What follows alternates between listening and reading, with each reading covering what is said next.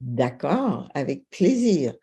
Alors, nous allons entendre maintenant deux chercheurs, euh, José Grenier et Mélanie Bourque, qui sont professeurs et chercheurs au Centre de recherche et d'innovation sociale CRISE de l'Université du Québec en Outaouais. Merci de votre souplesse, mesdames, d'accepter de monter dans l'arène maintenant pour nous faciliter la vie. Vous allez bien? Oui, oui, merci, Merci. merci. Et alors, écoutez, vous avez 10 minutes pour nous présenter votre rapport qui est assez costaud, ma foi. Allez-y, on vous écoute. Ben, on a un PowerPoint qu'on va vous passer maintenant. Fait que je trouve ça, puis je vous reviens. Et c'est José qui va être maître des diapos. Alors, si jamais il y a un décalage entre mon discours et les diapos, ce sera de sa faute. OK. Est-ce que, Mélanie, tu vois bien? Oui, je vois. Si tu veux peut-être le mettre plus tu vois, je vais en le mode mettre. présentation, c'est quand même plus agréable pour les gens. Oui. Et puis, on saute dans l'arène, on comprend que le temps est compté. Là, je cherche le mode, je ne le vois pas. Juste en bas, à droite de l'écran, là, il y a une espèce de petit écran Ouais, de l'autre côté. Ah oui, À côté de excusez-moi. quitter. Ben oui, on l'a, OK. Attends, je cherche la Merci. partie pour envoyer ça. Je vais aussi fermer mon micro. Bon, Je là, vais mettre je mets mon minutage. on se J'espère que les minutes. prépare. Oui, ces Oui. minutes-là ne sont pas retirées finalement. Ah, pardon? On va commencer au moment à compter les 10 minutes Parfait. quand vous allez commencer. OK. Parfait. OK, mais Je commence. c'est bon. Donc, premièrement, merci beaucoup de nous donner cette tribune aux États généraux là, du travail social. C'est une reconnaissance, bien sûr, pour José et moi. Et c'est une autre façon de diffuser nos connaissances là, développées à l'université. Donc, en fait, on va vous parler aujourd'hui de la nouvelle gestion publique. José et moi, on a fait une synthèse de nos travaux. On souhaiterait parler d'autre chose. Mais il semble que, d'après ce que vous venez de dire, Madame Aymon, que malheureusement, les décideurs persistent et signent dans leur choix de mode de gestion. Et je pense que c'est encore plus pertinent aujourd'hui, peut-être, qu'il y a 10 ans, de reparler de la nouvelle gestion publique et du travail social. Donc, le plan de notre présentation suit évidemment le plan de notre rapport. Donc, on va contextualiser évidemment de manière très impressionniste là, la mise en place de la nouvelle gestion publique, ce qu'elle est, brièvement aussi, les impacts sur les conditions de pratique et je passerai à ce moment-là la parole à ma collègue Josée qui vous parlera des impacts sur les acteurs et évidemment de quelques-unes de nos recommandations puisqu'on n'a pas le temps de vous les énumérer toutes. Alors,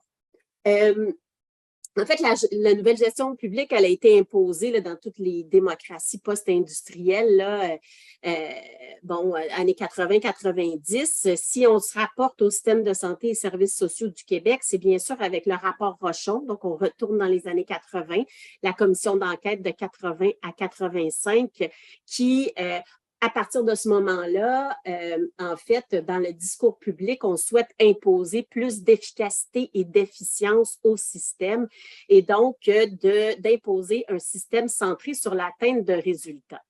Bien sûr, les services sociaux, je pense, davantage, bien qu'il ne faut pas minimiser l'impact non plus sur l'aspect sanitaire du réseau, mais je pense que les services sociaux vont être affaiblis par ces réformes successives-là en imposant d'une part, évidemment, la nouvelle gestion publique de manière de plus en plus marquée et d'autre part, une logique gestionnaire dans une perspective davantage épistémologique, on le verra là, avec les données probantes, qui va transformer le contexte de pratique et en fin de compte les pratiques du réseau. La nouvelle gestion publique, évidemment, qu'est-ce que c'est? Si vous nous avez déjà entendu, vous le savez.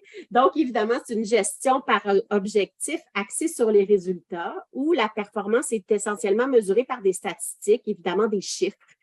ce qui fait que ça développe une lecture très comptable des activités cliniques là, en travail social et des autres activités. Donc, c'est le nombre qui compte et non pas nécessairement l'intervention ou ce qu'on pourrait définir comme la qualité de l'intervention. Évidemment, on impose des quotas à atteindre, des indicateurs de performance et tout ça dans le but de voir plus de gens en moins de temps.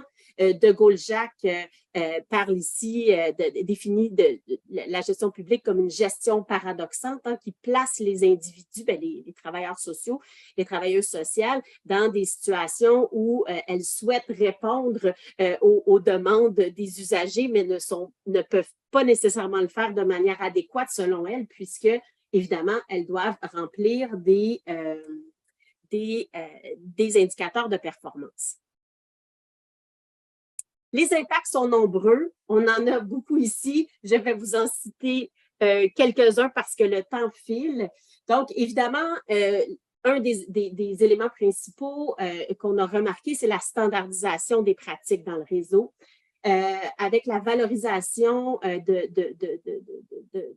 l'approche avec les données probantes, l'imposition de protocoles. C'est sûr que plusieurs travailleuses sociales nous ont rapporté se sentir moins libres, en fait, en ce qui concerne leur jugement professionnel parce que, justement, elles doivent remplir, si on veut, des cases, c'est-à-dire que les usagers doivent remplir, doivent cadrer dans des cases qui font en sorte qu'ils obtiennent des services, mais parfois, ils ne remplissent pas ces cases-là et ils font en sorte qu'ils sont laissés pour compte. Donc, ça, c'est un exemple, mais il n'en demeure pas moins que la standardisation des pratiques a vraiment un impact sur la façon de pratiquer le travail social dans le réseau. Très rapidement, donc évidemment, avec beaucoup de temps à consacrer aux statistiques et une invisibilité des pratiques centrées davantage sur le care que sur justement les données probantes. Alors, je passe la parole à Josée puisque le temps file trop vite. Bien entendu, avec les conditions qui vont être, que Mélanie a mentionnées ici, là, les conditions au sein des organisations vont entraîner des tensions et des insatisfactions là, chez les TS. Donc, il y a un écart aussi entre le travail prescrit et le travail réalisé. En rafale, là, je nomme quelques éléments ici. Là. Bon, on fait beaucoup de travail de bureau et beaucoup moins de travail de terrain. Hein, ce pourquoi on a été formé. Il y a un contrôle de pratique. Il y a moins d'autonomie. Il y a moins de pratiques créatives aussi en regard de la perte d'autonomie vécue parce qu'on est pris aussi dans des enjeux de quotas qui sont bien réels. Il y a un manque de ressources pour transformer puis agir sur les conditions de vie puis d'existence des gens. Donc, puis parallèlement à ça, il y a une imputabilité forte qui est remise aux intervenants. Ça amène une tension, puis davantage, bien, ça amène une lourdeur au quotidien, un sentiment d'impuissance, de découragement, de la démobilisation, puis de l'épuisement.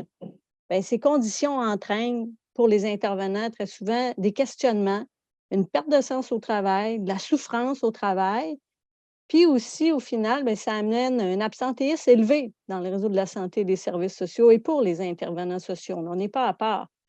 Donc, les conditions pour exercer convenablement bien, sont insatisfaisantes. L'enjeu de performance également amène des tensions entre les intervenants et les gestionnaires, puis également entre les intervenants entre eux.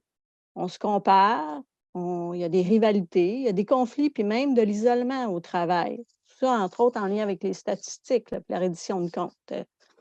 Donc, ça a un impact aussi sur le collectif de travail. Puis au final, bien, ce qu'on voit à cause des conditions, bien, il y a un départ accru là, vers le secteur privé. Là. On a des chiffres pour le démontrer. Puis aussi, ce qu'on voit, bien, pour qu'il y ait un mieux-être au travail, bien, il y a une mobilité là, vers des intervenants vers différents secteurs aussi, d'autres secteurs d'activité. Puis ça amène aussi une instabilité des équipes de travail. Puis ça amène aussi une perte d'expertise. Bien, tout ça aussi, ça a un impact sur les services destinés à la population. On a pour la population vit des enjeux d'accès aux services, des enjeux au niveau de l'offre de services, puis de la continuité des services. On est aussi brièvement là, dans un système complexe, puis difficile à comprendre, puis à se repérer. Il y a beaucoup de boîtes vocales. Il y a une difficulté d'accès à l'information, Puis aussi, parallèlement, il y a une fracture numérique là, pour une partie de la population qui est moins à l'aise avec le numérique. Il y a eu des points de service qui ont été fermés, donc ça a amené aussi un accès plus limité aux services, puis donc des déplacements plus difficiles là, pour certaines populations. Là. Moi, je pense à ma belle-mère qui a 88 ans.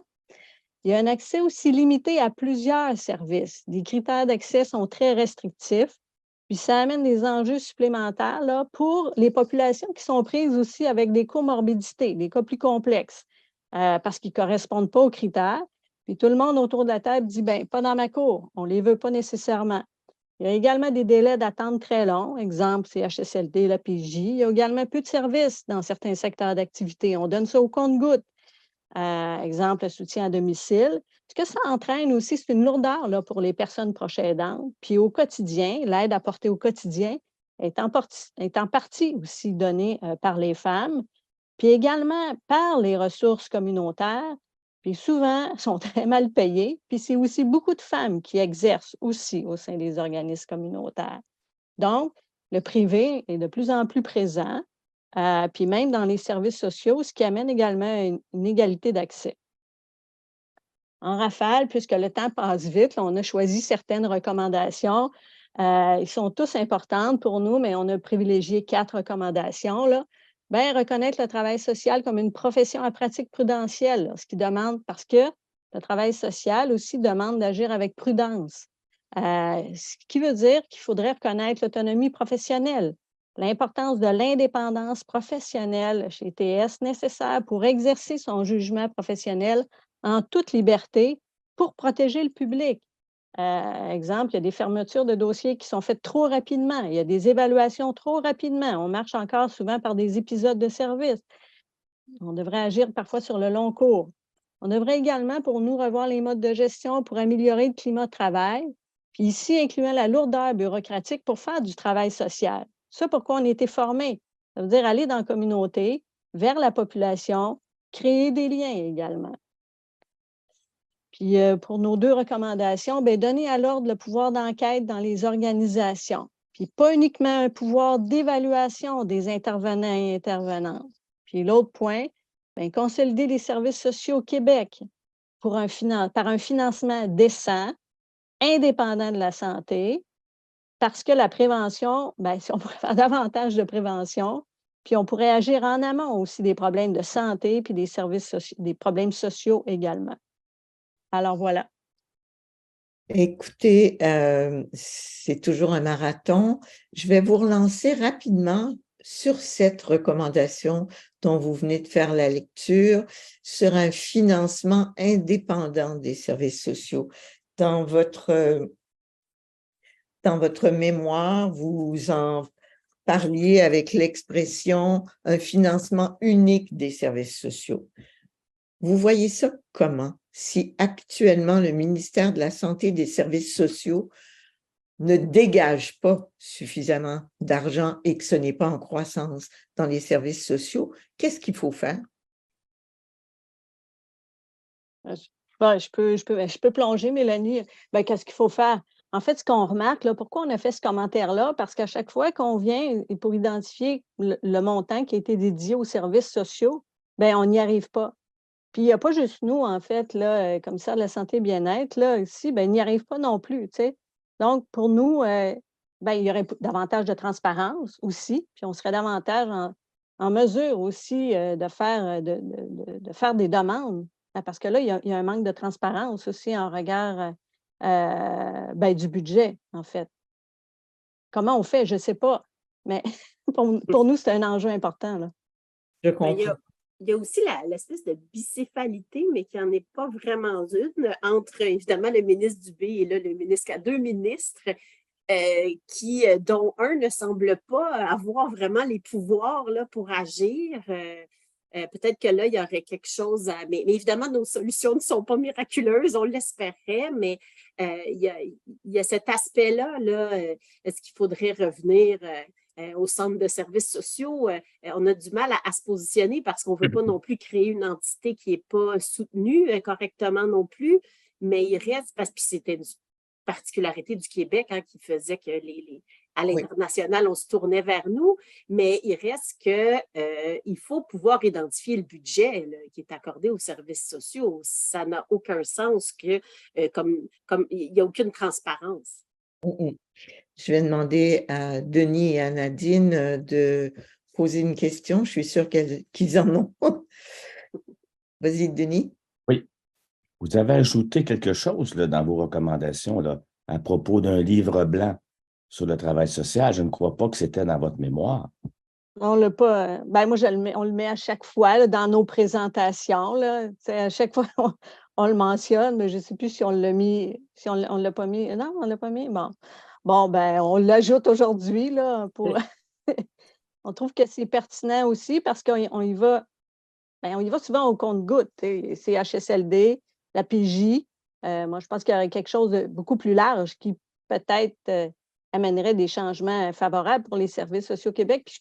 Puis je pense aussi, puis on en parle de temps en temps, là, Mélanie et moi, que les gens ne savent pas ce qu'on fait. Je pense qu'il y a une méconnaissance des ministères, là, puis du ministère, ce que font les travailleurs sociaux, puis bon, les organisatrices communautaires, là, je vais donner là, la même chose aussi.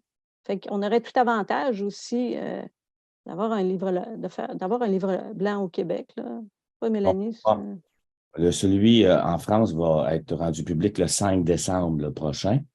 Donc, on va voir là, quelle portée que ça a, là, puis ça va peut-être être inspirant. Là. Je reviens à la question d'Ariane tantôt. C'est sûr que vous décrivez très bien là, deux grandes contraintes structurelles pour le travail social. Hein? La nouvelle gestion publique et, je dirais, la domination de l'approche biomédicale. Et vous proposez donc de séparer les budgets, mais je voudrais vous entendre là-dessus, mais est-ce qu'il ne faudrait pas aller encore plus loin avec l'idée de sortir les services sociaux du ministère de la Santé et de Santé Québec? Qu'en pensez-vous?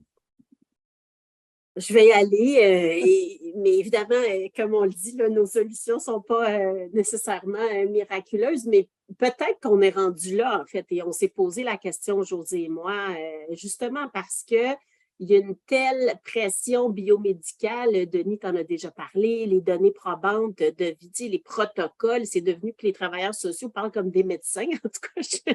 Et ça les met dans une position effectivement très paradoxante, hein, parce que les données probantes, ça vient d'une perspective positiviste en sciences sociales et le travail social n'est pas issu de cette perspective. Ce qui est important en travail social, c'est la situation, c'est l'évaluation de ce qui se passe. C'est pas nécessairement la solution. Évidemment, on veut trouver des solutions. Là. Loin de moi l'idée du fait qu'on ne veuille pas trouver des solutions, mais il reste que ça positionne en fait les travailleurs sociaux, c'est ça, dans des situations là, de dilemme éthique, de conflit éthique. Et par-dessus ça, évidemment, il y a la reddition de comptes, ce qui fait que effectivement, je me pose aussi la question, sommes-nous rendus au moment où on devrait justement créer des institutions de services sociaux qui, au moins, pourraient se positionner là, de manière indépendante? Voulez-vous ajouter quelque chose, Josée, ou je laisse Nadine?